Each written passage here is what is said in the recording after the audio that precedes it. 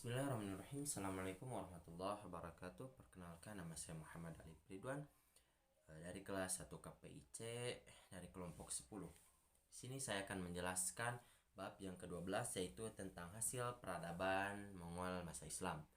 Sebagaimana kita ketahui bahwasannya asal usul bangsa Mongol ini berbeda pendapat.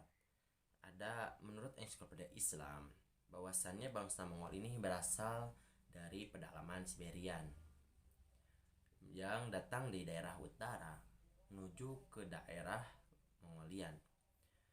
Mereka menjuluki bangsa mereka sendiri yaitu dengan serigala berbulu hijau atau dengan rusa tak bertanduk. Sedangkan menurut versi lain bahwasannya dikatakan bangsa Mongol ini berasal di daerah pegunungan Mongolia yang membentang dari Asia Tengah sampai ke Siberia Utara, Tibet Selatan, dan Manchuria Barat serta Turkistan Timur.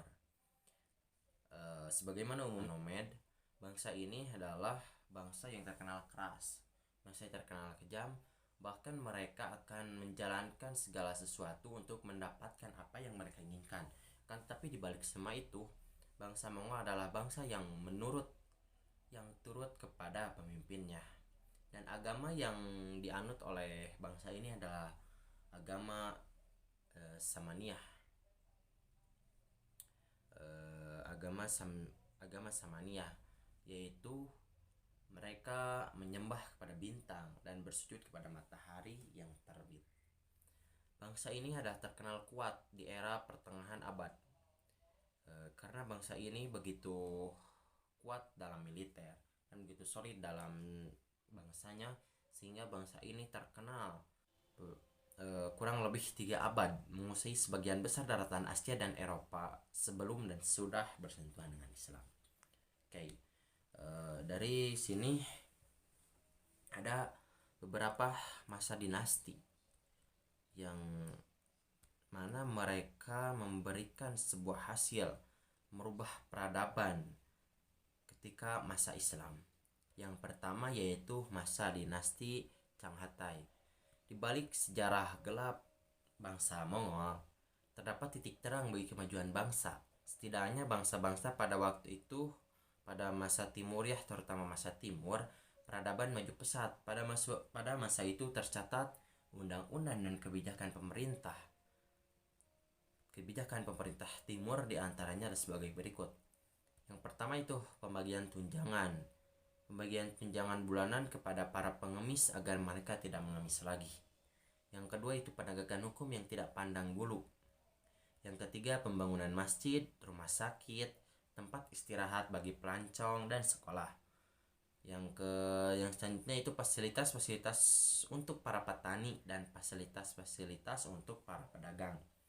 Pada masa Shahruh, ilmu pengetahuan seni maju pesat. Ia mendirikan sebuah observatorium di Samarkand. Terus yang kedua itu masa dinasti Golden Hardy. Di masa dinasti ini, terutama pada masa Barkahan, telah dibangun rumah-rumah ibadah dan perguruan-perguruan tinggi Islam pada kota-kota belahan utara. Barkahan mengganti undang-undang Mongol dengan syariat Islam. Selanjutnya semasa Uzbek Han, administrasi kenegaraan diterapkan sesuai dengan syariat Islam. Kesenian dan sastra berkembang pesat pada masanya. Masjid-masjid dan sekolah dibangun dengan gaya arsitektur yang indah. Menurut Ibnu Battuta, pada periodenya Golden Horde menjadi negara Islam yang paling sempurna. Terus yang selanjutnya yaitu ada namanya masa dinasti Ilkhan. Di bawah pemerintahan Mahmud Ghazan dan atas kecakapan menterinya bernama Rashid al-Din al-Tabib, terjadi kemajuan pesat di bidang pertanian dan pembaharuan serta kebijakan keuangan, pembentukan petugas pencatat pajak, dan semangat dalam perencanaan program pembangunan fisik, termasuk diantaranya adalah pembangunan pusat-pusat perdagangan, jembatan, dan seluruh kota.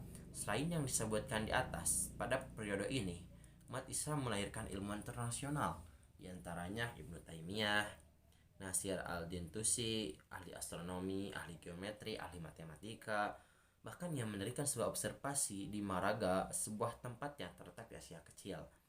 Yang ketiga yaitu Al-Juwaini dengan karya History of World Conquerors, menamparkan kisah Genghis Khan dan penaklukan Iran.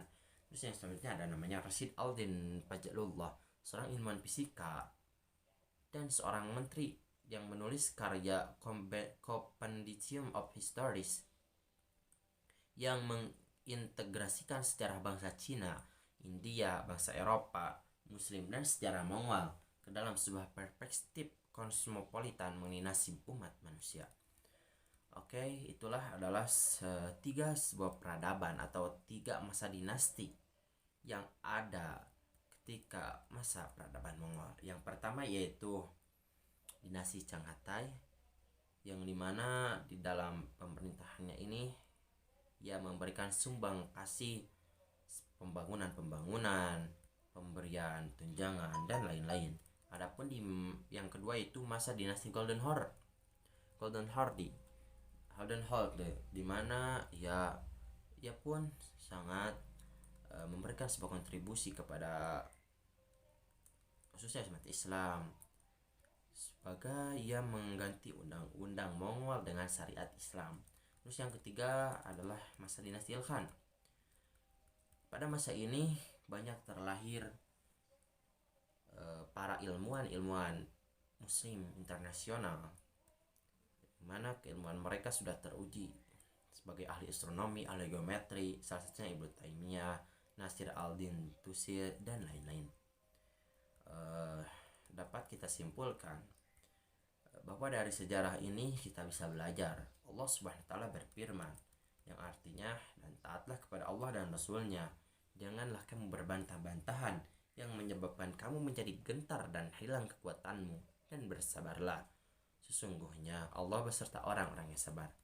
Rasulullah SAW bersabda, hampir saja bangsa-bangsa berbondong-bondong mengerebuti kamu, sebagaimana hidangan mengundang selera pemangsanya.